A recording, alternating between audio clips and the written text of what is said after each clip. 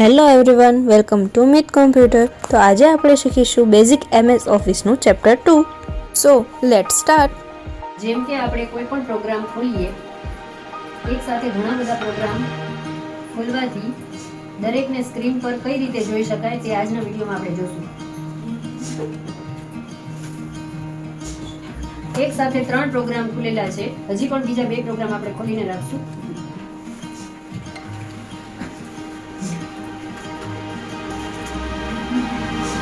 હવે તમે જોઈ શકો છો કે ટાસ્ક બારમાં નીચે 5 પ્રોગ્રામ ખુલેલા છે: નોટપેડ, વર્ડપેડ, પેઇન્ટબ્રશ, એક્સેલ અને MS વર્ડ. હવે આ 5 પ્રોગ્રામને આપણે એક સાથે જોવા માટે અલ્ટર ટેબ આપશું, તો જે પ્રોગ્રામ આપણે જવું હશે એમાં જઈ શકશું. એક્સેલમાં આપણે જઈ શક્યા. હવે આપણે MS વર્ડમાં જઈ શક્યા.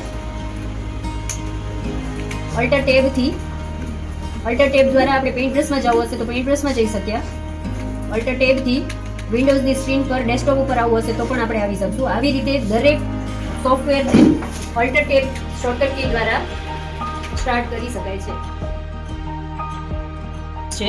વિન્ડોઝ સાથે ટેબ કરવાથી પણ આપણે દરેક સોફ્ટવેરની પેટર્ન ચેન્જ કરીને જોઈ શકશું. જે સોફ્ટવેર પર આપણે જવું છે, સપોઝ કે વર્ડપેડમાં, તો આપણે વર્ડપેડ ઓપન કરી શકશું.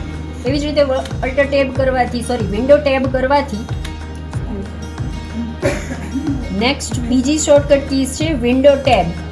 વિન્ડો ટેબ આપવાથી દરેક સોફ્ટવેર આ રીતે ઓપન કરી શકાશે ને લુક પણ ચેન્જ થશે. અલ્ટર ટેબ આપવાથી નોટપેડ, અલ્ટર ટેબ આપવાથી એક્સેલ એન્ડ અલ્ટર ટેબ આપવાથી જે પણ સોફ્ટવેરમાં સ્પેસિફિક રીતે જવું છે ત્યાં આપણે જઈ શકશું. એટલે અલ્ટર અને ટેબ તેમજ વિન્ડો એન્ડ ટેબ બંને સેમ મેથડ છે, પણ બંનેનો લુક ચેન્જ રહેશે.